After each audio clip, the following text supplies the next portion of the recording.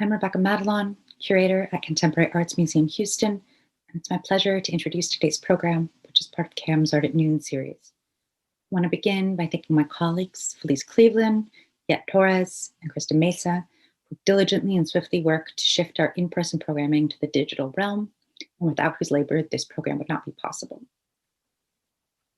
Conceived to accompany our current exhibition, Wildlife, Elizabeth Murray and Jessi Reaves, today's program features a screening of Houston-based artist Bria Lauren's 2019 experimental video, Black Mamas, followed by a conversation between Bria and Ryan and Dennis, Chief Curator and Artistic Director of the Center for Art and Public Exchange at the Mississippi Museum of Art. My first encounter with Bria's work was through the 2019 exhibition, Round 50, Race, Health, and Motherhood, organized by Ryan during her legendary tenure as Curator and Programs Director at Project Row Houses here in Houston. The exhibition explored how artists, healthcare professionals, practitioners, and philanthropy respond to the Black maternal mortality rate, and took the form of a series of site-specific installations. Bria's contribution was part of her collaborative work as HTX People Project, which is a queer people of color collective consisting of Bria and her partner, Mo Nicole. Bria's work often deals with the complexity and multiplicity of Black womanhood and its representations, with particular attention paid to honoring and exploring the individual and collective voices of the women of Third Ward Houston, where the artist was born and raised. Her photographs focus on Black women and the spaces that they inhabit, be they domestic, psychic, or social. We see this at work in Black Mamas, which is a stunning portrait of queer Black domestic life through the lens of expectant mothers. While the first version of Black Mamas was absent of sound, this iteration of the video is set to a reading of the legendary, self-described Black, lesbian, mother, warrior, poet, Audre Lorde's There Is No Hierarchy of Oppression, published in 1983. Lorde's poem is a searing indictment of the ways in which sexism, heterosexism, homophobia, and oppression more generally are structured by racism. It is a plea for a more nuanced and intersectional notion of identity, one that might, in refusing a logic of either or, offer the seeds for a shared collective resistance. Nearly 40 years later, Black Mamas not only voices Lorde's urgent call for intersectionality, but shows us what it might look like. While this program does not directly address the artists and works in Wildlife, it expands upon and opens up important conversations concerning domestic and maternal life, which are at the heart of the exhibition. In this instance, focusing on the intersections of race, gender, sexuality, and motherhood. Without further ado, Black Mamas, Bria Lauren, and Ryan Dennis. I was born Black and a woman. I am trying to become the strongest person I can become, to live the life I have been given, and to help effect change toward a livable future for this earth and for my children. As a Black, lesbian, feminist, socialist, poet, mother of two, I usually find myself part of some group in which the majority defines me as deviant, difficult, inferior, or just plain wrong. From my membership in all of these groups, I have learned that oppression and the intolerance of difference come in all shapes and sizes and colors and sexualities, and that among those of us who share the goals of liberation and a workable future for our children, there can be no hierarchies of oppression. I have learned that sexism, a belief in the inherent superiority of one sex over all others and thereby its right to dominance, and heterosexism, a belief in the inherent superiority of one pattern of loving over all others and thereby its right to dominance, both arise from the same source as racism, a belief in the inherent superiority of one race over all others and thereby its right to dominance. We diminish ourselves by denying to others what we have shed blood to obtain for our children. And those children need to learn that they do not have to become like each other in order to work together for a future they will all share. The increasing attacks upon lesbians and gay men are only an introduction to the increasing attacks upon all Black people. For wherever oppression manifests itself in this country, Black people are potential victims. And it is a standard of right-wing cynicism to encourage members of oppressed groups to act against each other. And so long as we are divided because of our particular identities, we cannot join together in effective political action.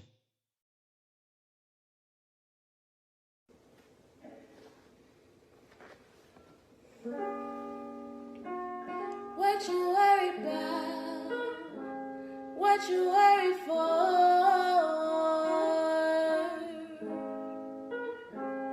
Let it blow in the air.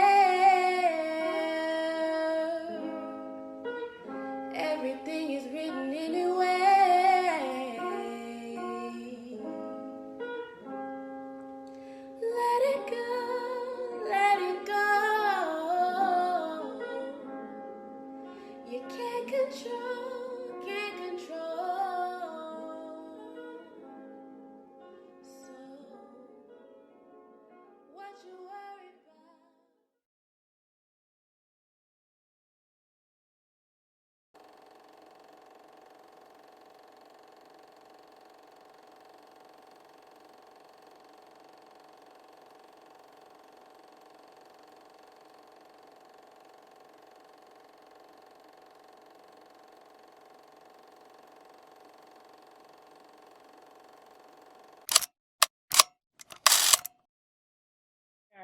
We are here in this Zoom room space. I'm so excited to like get into all the conversations around who you are and your work as a photographer, but also a budding kind of video art maker and a community organizer, really, because we'll get into that. But I feel like that's part of your an essence, part of a practice that maybe people don't put that together when they think about Bria. I've never put that together. Here I am to put it all together. Well, I love you. Thank you for all that. Thank you. I also just want to take a moment to express gratitude to the CAMS team. Rebecca Madelon, the exhibition's curator, Felice Cleveland, yet all of the folks who do the unseen jobs that need to really happen to get these moments happening for the public. So thank you all. And thank y'all. So much love. Big love. Big love. I met HTX People Project before maybe knowing like you and Mo through previous projects. And then I had just such a great pleasure to connect with you during your Lawndale residency. And I'm just wondering if you can talk a little bit about that time period of you and Mo's collaborative, what y'all were thinking about just briefly that led you to the Lawndale residency, because I do think it, for me and the public, contextualizes, a body of work, a style of work, and this collaboration that y'all were engaging in for Houston and beyond at that time. Yeah, that time is so funny. Like when I think about how Mo and I came together, Mo was in grad school, and I didn't have a background in photography. I laugh all the time and say that like I would have never thought that my life would look the way that it does now. I never planned on picking up a camera, or I had never really thought twice about taking photos. But at the time I was really big on Tumblr. Shout out to the, millennials. Tumblr was like my intro to like communicating, like having this like digital like journal in a way. And you could be like emo and in your feelings and no one would really know, or you were connected with all these different people in different places in the world. And it was the first time that I saw like visual narratives in that way. And I was from Tumblr, I found Humans of New York. And Mo and I were friends. She was in grad school. And at the time I was really battling with depression and trying to really find myself. I mean, I was 20, 21, 22, so that was normal. But in that moment, I just remember feeling like so suffocated with like having all these different fields and things going on, but no real way to like get it out. Yeah. And I called her one day and was like, hey, like I had a dream that I was walking around like Third Ward and I'm talking to people and it reminds me of Humans of New York. And on a whim, I just went and bought a tape recorder that she will never let me live down, that I spent too much money on it. It was like $50. It was a lot. I was like, I'm gonna get a tape recorder and I'm just gonna go around the community. And I think Shape had like an event, and that was like the first time that I like came out, and I was just walking up to people that I know now, you know, it's like friends or whatever, but I was just walking up to folk like, hey, I'm Bria and I'm from Third Ward, and I just want to know about who you are and like tell me your story. And it was really amazing to me how it's like people were shocked to have someone ask them like, who are you and how are you? And so from that, you know, when Mo transitioned from grad school, came back home, I always saw it as like it was like a hobby, you know, it was something that I wasn't really thinking much about. It just felt good doing it. It felt good like reconnecting with a community that I once wanted to like flee from. You know, there was like a place where being at Yates, we were taught, go to school, you know, do what you got to do so you can get the hell up out of here.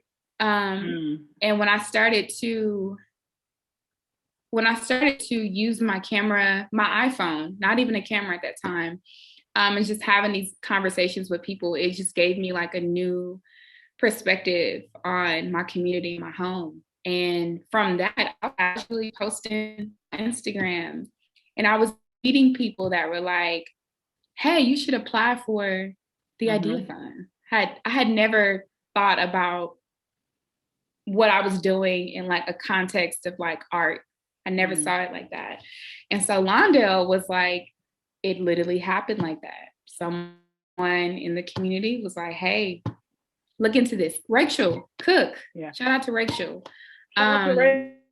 Yeah. I'm like, who told me about that? I have to like, it was Rachel. And I was terrified at that time, you know, Mo, who had this background in like, you know, writing. And so here I am like a novice in photography and like telling these like visual stories. And what we both had in common was what it felt like to not be heard. And we both met at this intersection of like being queer and being Black and being a woman. And we just kind of like married the two. And so Londale was like, hey, we want to talk about queer folk in the creative like realm and how queer people, Black queer people are using these different mediums to get free. And again, I always saw it as just like, I'm just, you know, chopping it up with people that I know and people that I love. Yeah. But when you met me, that was the beginning of me tapping into film photography. Yeah. Like Londale pushed me beyond a new boundary that I had never considered before. And so 2017 was like my introduction to film. So yeah, I think I kind of like went off a little bit, but no, it's great. I hope that came back around. No, it definitely comes back around. It speaks to, you know, like, even if you did not know you were building community and the times that you were just like, hey, asking people to like check in, how you doing? Can I take a photo? But there was more to that. I feel like that's just the start of the community building that I'm talking about. And I continue to see like show up all the time. It shows up in your posts. It just shows up on the one-to-ones, and then it shows up through your photography. One thing I did not know is, you know, I always thought about your time at Yates, and I made an assumption maybe about the connection to the photography program there with Ray Carrington.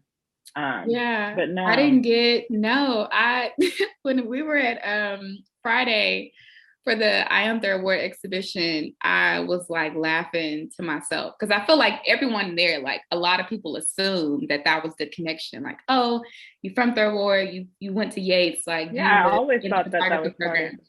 I was like, y'all, I was too busy. I was skipping and trying to get to Wendy's, and I was in cosmetology, like getting a free elective at that time. I didn't come to know. I knew Mr. Carrington. I used to always be like, how is it that class get to be outside? That was always my thought. I had no idea what they were doing out there. When I graduated, and 2 or 3 years later, into me, maybe like year 2 into like the People Project, and I was hearing Carrington, Ray Carrington, and I'm like, I know him. I'm like, wait, what? Earl Hudnall, like, oh my goodness, I was around this man, and he literally, that's what they were doing outside. Like, they were doing what I'm doing. And it just felt so sweet, and it just felt like, wow, it was meant for me to like go this route this entire time, you know, and how it all connects back to Third Ward is what I find to be so sweet.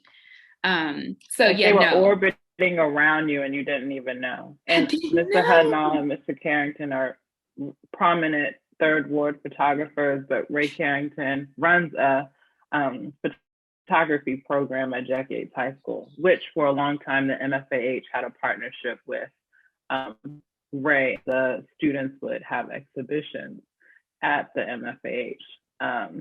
Yeah. And it's funny, when I actually came back when I graduated, I was working at Yates. I was a high school advisor. And I went into Carrington's room, and Mr. Stu, Mr. Stu was like our family. That's where we grew up off of Southmore. And my mama and the rest of my sisters would walk to go to the laundromat. And Mr. Stu owned and operated that place for years, like 30-something years.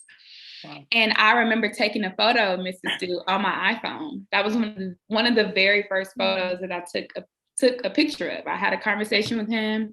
He was like, oh yeah, I remember you. Peaches. Yeah, she got 4 daughters. And when I went to Mr. Carrington's room to go pick up a student, I saw a print of Mr. Stu by his door. Oh, wow. And come to find out, when I was working on Third Ward and putting those photos together, a student took that, Kaylin, who was like a classmate of mine. Wow. And so it was just like, yeah, it was crazy how it all came together. So yeah, it was like orbiting around me and I had no idea. Another point of connection between you and I, which is going to be a shock to you, is that in high school, I was also in cosmetology. I'm just going to leave that to the side because, you know, every time we talk, it's like new discoveries about each other that I think most people would find very shocking. But cosmetology school. So you was doing roller sets, right? I was doing roller sets. I actually converted my parents' garage into a whole like half salon.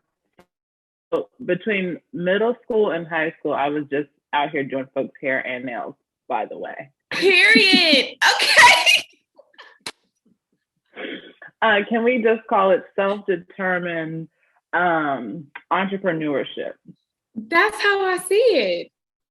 Very early. Wow. Something I was just like, Mom, I think I need to, can I just go to cosmetology school? Here we are. Yeah. That's also the beauty of the kind of multifacetedness of Black and sisterhood and, again, community that I think the essence of your photography captures.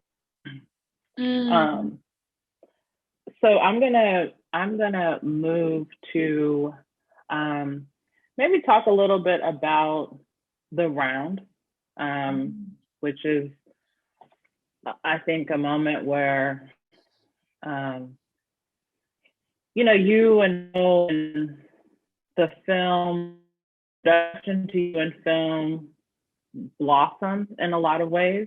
So you were a participant in Round 50, which was called Race, Health, and Motherhood. It was on view at Project Row Houses, and in 2019, and was really an opportunity for me and the organization to look at Black maternal health issues that were taking place really throughout the country. I mean, the mortality rates of Black women were incredibly high even before 2019, but the Houston Endowment, and shout out to the Houston Endowment actually for the research and supporting the organization for us to move forward with the round, did a study, a kind of comprehensive study that showed the Third Ward was a hot spot for Black mortality. And we wanted to find a way to talk about that,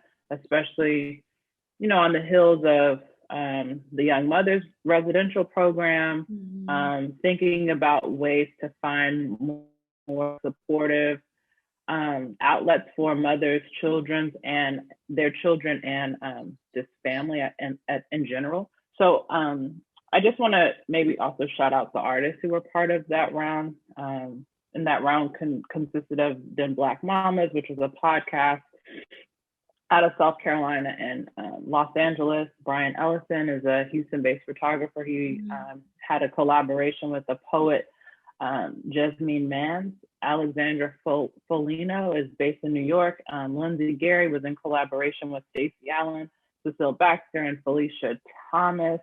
And then we had Healthy Women Houston, which is an organization that offers a slew of resources to mothers, particularly around maternal health and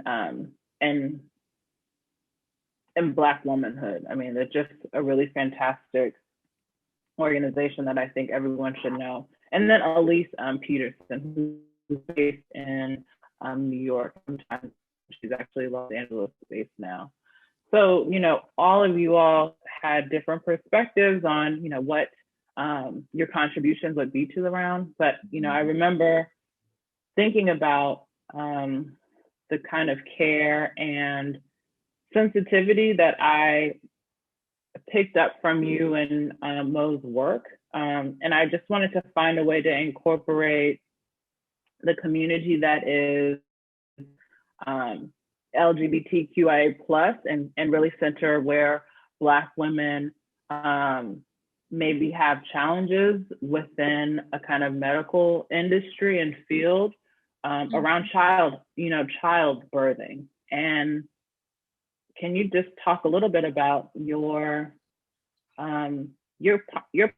participation in the round and the elements that were part of the installation? I just want to give a big ups to you and Project Road, because the hub of people that participated in that round was like beyond. And I feel that it provided so much insight, specifically speaking for myself, because there was a lot that I was ignorant to. I knew that like there was a disparity within the healthcare system of Black women, period. Like I knew that, but thinking about maternal health, I had never really thought about that in the way that the round and being invited, Mo and I having the invitation from you to really dive into that. That's one thing that as a collective, we had never, you know, spoke about motherhood and Black maternal health. But I remember sitting with Mo, and of course my mind is like, oh, Third Ward, like this is gonna be big. Like I want to talk to women that are here, that are in my community. And Mo challenged me a bit. She's like, but we're gay, we're queer, you know, have you ever thought about like the Black queer narrative? Like, I don't think anyone is thinking about that. And when she said that, I think when you're often like at these many different intersections with like identity, it's so easy to be like, oh, damn, like, because that's just, being queer is just a small like part of who I am. But when she said it, it was just like, wow, like I hadn't thought about that, and we should talk about that. And so we have been following Giovanni and Steph. This is what the cool thing about the digital world and like the internet because you get to make connections with people. Giovanni and Steph will always be like a testimony to that, to like being able to see people and how I know I'm very vulnerable online. It shows up through my work, but to see two women one pregnant and being able to, we have been following Giovanni and Steph since like kind of swooning over like their whole union because they're beautiful, but being able to really see like them get married and then, you know, Stephanie get pregnant and then how she like announced that she was pregnant online. And so Mo was like, we should hit them up. We had never, aside from like a like here, engaging here and there, we didn't know them. And so we sent them a message online and told them about the round, told them what we were like, you know, the sensitivity around it. And speaking of the Houston Endowment and the information that was brought to us and how we really wanted to shed light on Black maternal health, navigating the healthcare system, but speaking from the Black queer perspective. And they were game. And so we went to Dallas. We lived in Dallas and we spent, I always tell people the beautiful thing that continues to be consistent in my work, whether, you know, working with the collective, now being independent, it's always like a date when I am working with photographing someone now, you know, like we breaking bread, we went to Dallas, we went to the market with them, we went and got groceries. I'm telling Stephanie about, you know, why she got to try Lay's and hot sauce. Like, it was just like this whole beautiful, it felt like we knew them before. And they were so open and open to being vulnerable, open to talking about, you know, how they had to realize that it's difficult to be able to find like a Black sperm donor and, you know, trying to get a donor and trying to get pregnant and the issues that Stephanie was having with being pregnant. And what that brought to us was, okay, damn, so it's not just about, you know, if you are poor, you don't have any resources, and you don't have any money. Right. And so they really gave us like a new perspective on Black maternal like health, and really, really, really just opened, you know, it got me to thinking like, oh damn, like what if I want to get pregnant one day? What would that look like for me? And so I think naturally it just brought out something new in me. And that's when I was like, okay, I want to explore not just photographing them, but I want to see them moving. I want to see like a moving picture of these women, even if it's just 2 to 3 minutes long. And so while we were in Dallas, that was my first time experimenting with Super 8. And I wanted to create like a film, but I knew that I didn't want it to have sound. And I was kind of like unsure of how the public would receive that. But yeah, it was amazing. It was so beautiful being able to, again, travel to Dallas and such a short timeline, but I feel what came out of it was just so beautiful. And it was interesting to see, we created I tell Mo that I wanted to have like, you know, with the artist rounds, people are coming and going, we can't always be there. So I wanted to have like a book, and it was called Dear Black Mamas. And it was just white pages, and people could come in there and write poems, write letters to themselves, write letters to their mothers, whatever in that book. And I would just come in there like after the opening and some days after work, and I would just sit in that rocking chair and cry at those stories.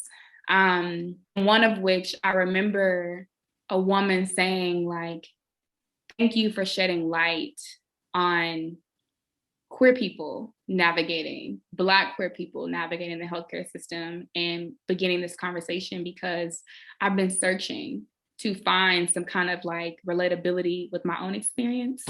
From that to someone writing to their mom and telling them how, you know, they have mercy and forgiveness for them as a mother. It was just, it was so beautiful. And that will always be a part of my my practice that I will forever go back to and reference with how motherhood shows my work. I'm just thank you for the opportunity and inviting us to be a part of that. Yeah, of course. I mean, thank you for accepting the invitation, because, you know, that film is so, it's interesting that it's like experimental, like it's the first time that you embarked on that endeavor, because it's so, it's so intentional. It seems like you were kind of like working in film for such a long time. I'm really curious about your choice to say at the poem from Audre Lorde. And I just want you to maybe talk a little bit more about like the kind of conversation of like being with a family or a person for a day or days as like a methodology for comfort for people, right? Like who are essentially your subjects in your film and photography, and where you see like a through line. Yeah. So the poem, when the round came down in February, I do this thing where the pandemic really put it like up close in my face of how I'll do work and then I won't like revisit it. Just kind of like do it and put it out, and then it goes into the vault, and you know, I don't go back to it. And when COVID happened and the pandemic, at the beginning of that, I wasn't working. I wasn't doing any of my work, and I had nothing but my archives to return to. And when I went back to Black Mamas, it was like, this isn't done, you know? I think I too had like, it was an element of like insecurity around it being my first time and me experimenting with motion picture film. And so what everyone saw at the round, I literally just like, those are just raw files that I didn't do any color correction. I didn't know a damn thing about color correction. So I wasn't even like, I was okay with not doing anything as far as editing. It was just completely raw. But at the beginning, maybe this was like May, April, May, I went back to Black Mamas and it felt different looking at it with like new eyes. And I put it on the timeline. And there are just some people that I think of, you know, Audre always comes up when I go back to like, I guess you kind of brought it to me of how I like research and how that plays a role in my work.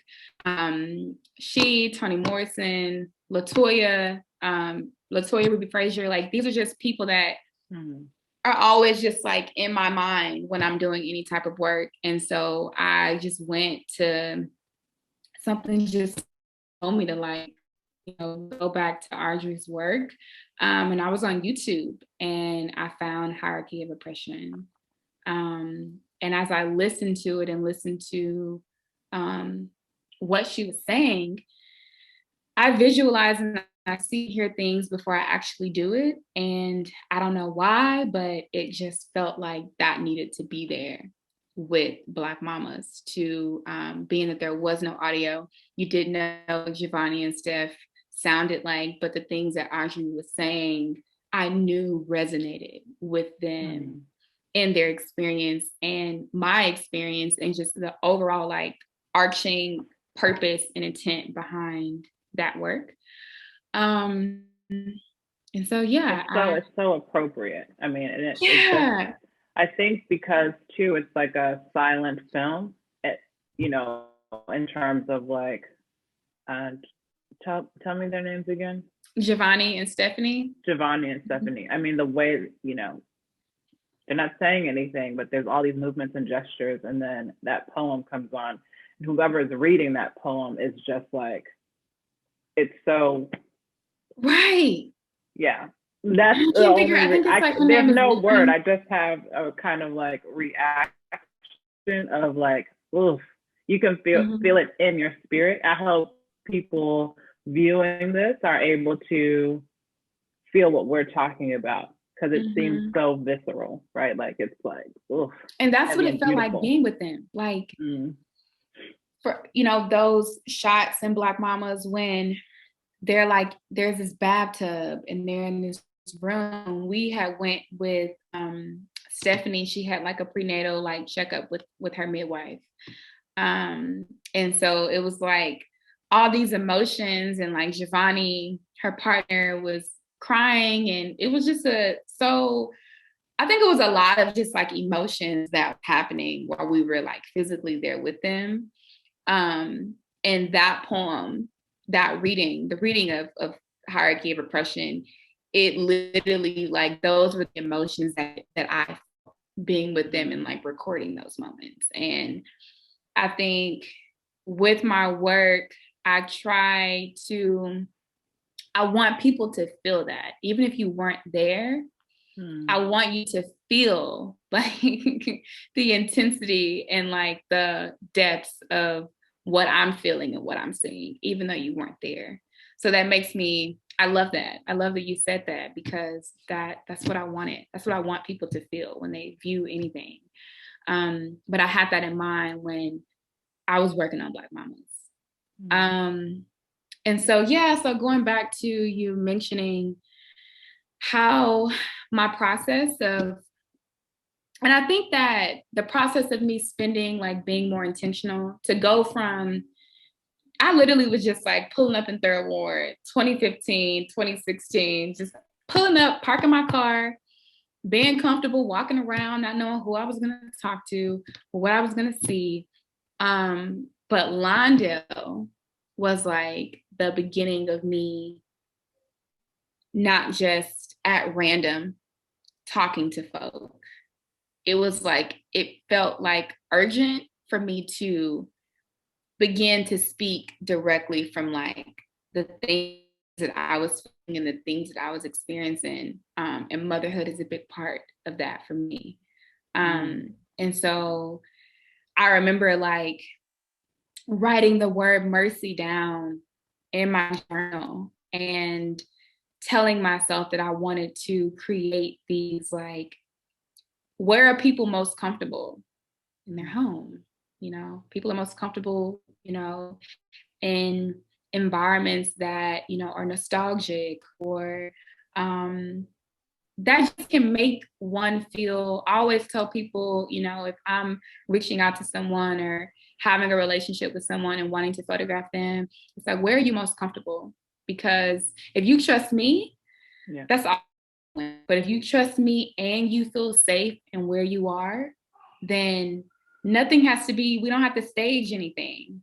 This can just flow. I want it to feel like a conversation. Visually, I want it to feel like a conversation. And the only way that I can achieve that is relationship building and having that first. So we had to break bread with Giovanni and Steph, you know, before we could get to, you feel safe with me coming to an appointment with you, you know. And she was having complications, you know, at some points. It was a lot.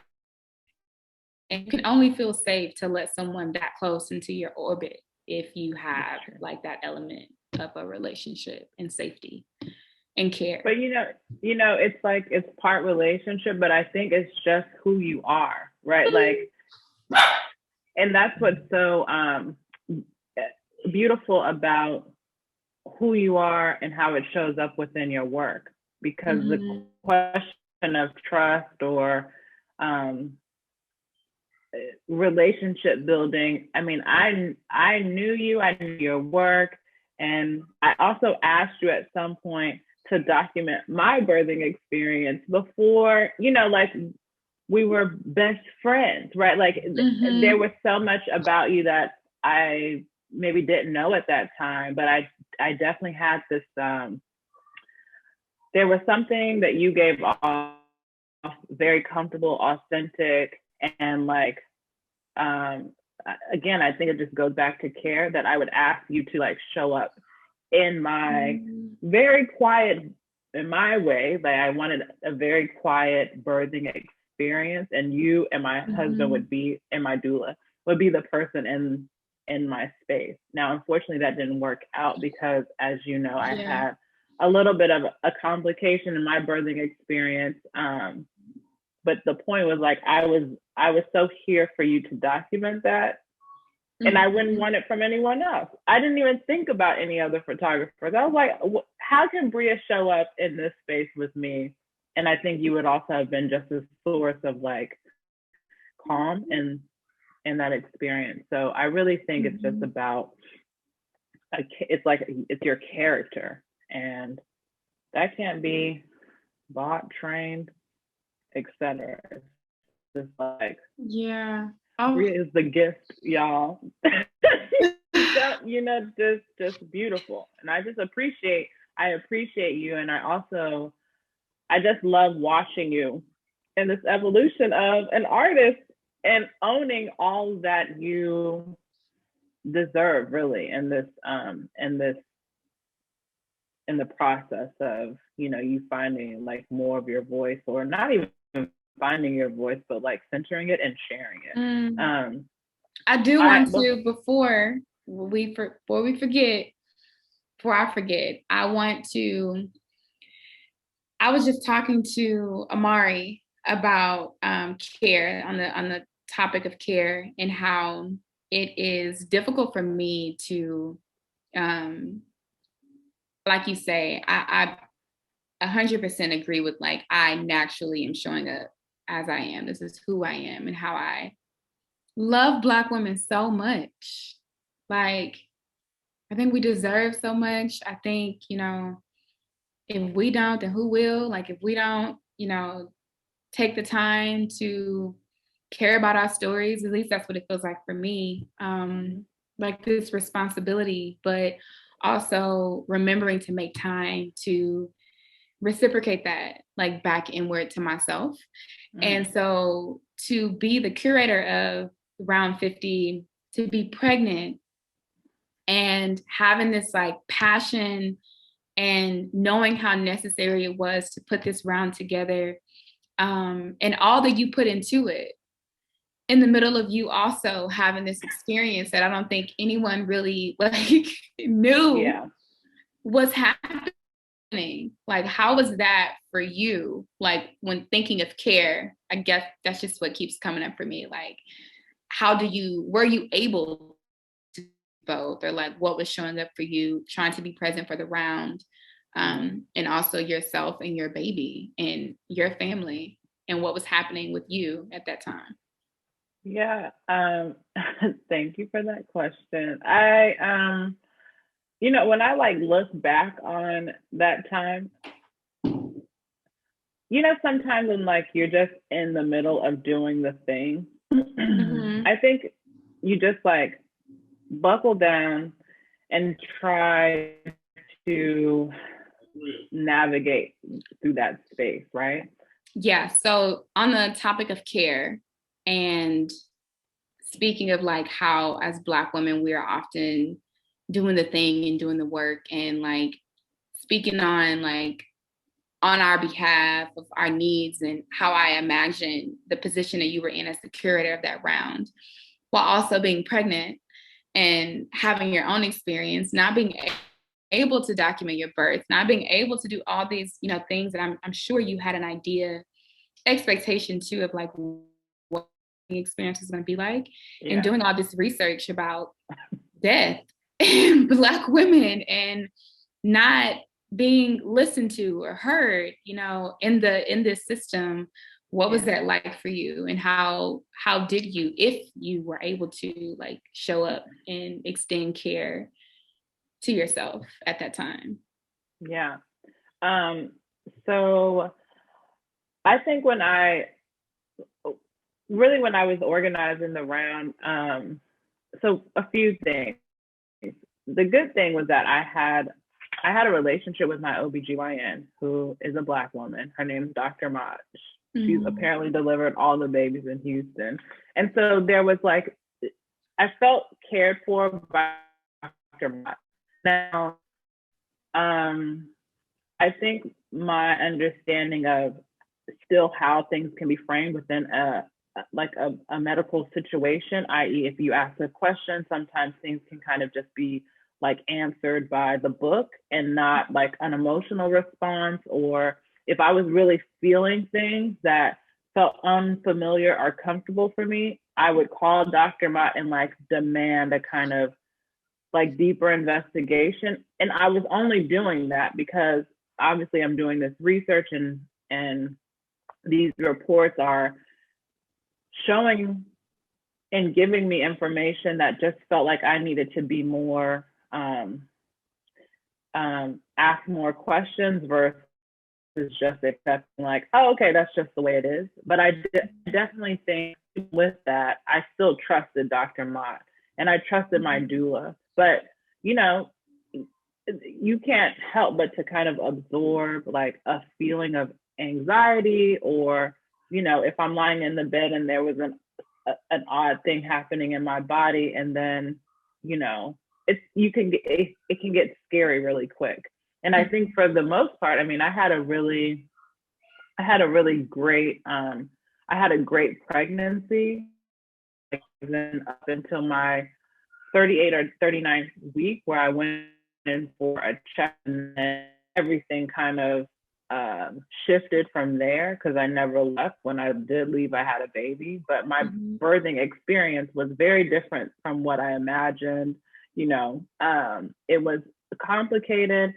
And I think even within the complication, I was scared because I'm doing all this research, and the idea of like getting preeclampsia and all these things kind of spiking in a moment where, you know, like Black women are dying while they're delivering their children because of situations like that, was, you know, unnerving. But I also think it was maybe allowed me to like breathe into the situation, just like, okay, so I know what is possible, which is why if Dr. Mott's telling me to stay in this hospital for an extended period of time, or, you know, that's okay. Like, I trusted in the trust and care that my Black woman doctor was like able to show up for me, and like wouldn't let me be the statistics that I was seeing throughout, you know, all of these other documentations. But it was, you know, definitely stressful. And I think too, what was sad is that I wasn't able to like, you know, see you all in the installation here. I mean, those are the moments that I love so much too.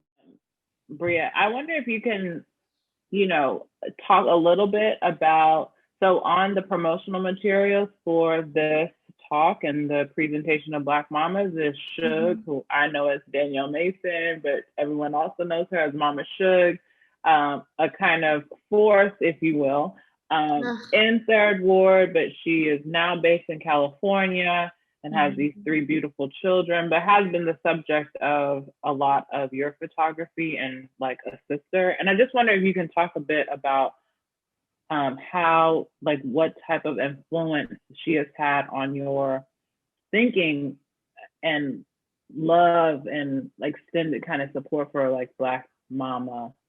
That's so good. Thank you for asking that. Mama Shug, I don't even know if Mama Shug know what Mama Shug mean to me. Because Mama Shug is always raising these babies, taking care of these babies, doing this work. She's such a force. Like, I don't think I've ever met, you know, you just meet those people and it's like, you are unique. I will never meet another you. And I felt that from Shug, meeting her at Project Red Houses when she was in the Young Mothers program. And she was the first mother that it was just like, I don't even know how I feel like most of my relationships happen like that. I don't even know when and how it happened, but it happened. And when it happened, it was like, it felt like home. It felt good. And Mama Shug, even though we're not far apart in age, but how she would handle me and speak to me and connect with me. It felt like this matriarch, like this mother, you know, that I didn't even know that I needed. But Mama Shug from the beginning years ago gave me that, like this sense of comfort of how a mother would be with her child. And I first saw her in that element with Lotus, her firstborn. And we were just, again, talking and having like, she invited me over and I so happened to have my camera. And I had never seen in real time, in real life, a baby walk up to their mama and seeing a Black woman breastfeed while she doing a million and one other things and picking up something and going to, it was just amazing. And I think Mama Shug has always been like my my guide. Yeah. Really like my guide spiritually. And I didn't even know that she was like a part of like my spiritual development as well. And understanding of how when I say that my work is spirit led, I look at Shug. Absolutely, I look at Shug. And the imagery of the Black and white, I was at the Gliselle at that time, and I was experimenting with making prints. And Black and white is not, I don't really have a lot of work in Black and white.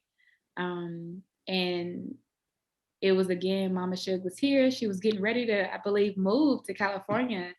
I'm like, Mama, like, Shug, we have to have a sit down, a kiki before you leave. And that last shoot that I had with her when she had just had Cherish, the second baby, she just gave me a newfound like perspective on mercy, back to that word, and understanding for Black mothers. It made me think of my own mother. And it's really beyond words. Like when I think of Shug, it's just like, I have so much love and gratitude for how Shug has opened up this work for me that I didn't even know that I was supposed to be doing. I didn't know that like motherhood was necessary for me to document, for me to like mother myself. Mama Shug opened up the space for me to like really center like mothering me. And then extending that love and forgiveness and care to my mother. And it made me go back. My time with Shug was like, wow, like I'm seeing how you doing a million and one things and it's one you. But you have so much, the way that she connects with her kids, the way that she communicates with her babies, the way that she communicates with the world, through all these different other like connections that leads us all back to Black women being the source of every fucking thing. Is how I see Shug and what she has like gifted to me through my work. So shout out to Mama Shug. I love you. You know, so before we kind of close, I want to know, because you brought up mercy before, and it's also the title of a work. What does mercy mean to you?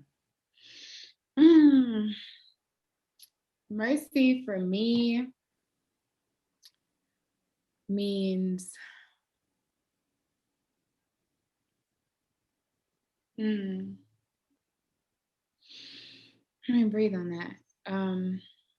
When I wrote it down in my journal, I was in a space where I didn't know compassion for myself, nor did I know what it meant to accept myself And so when I think of mercy, I think of acceptance, I think of care, back to care. I think of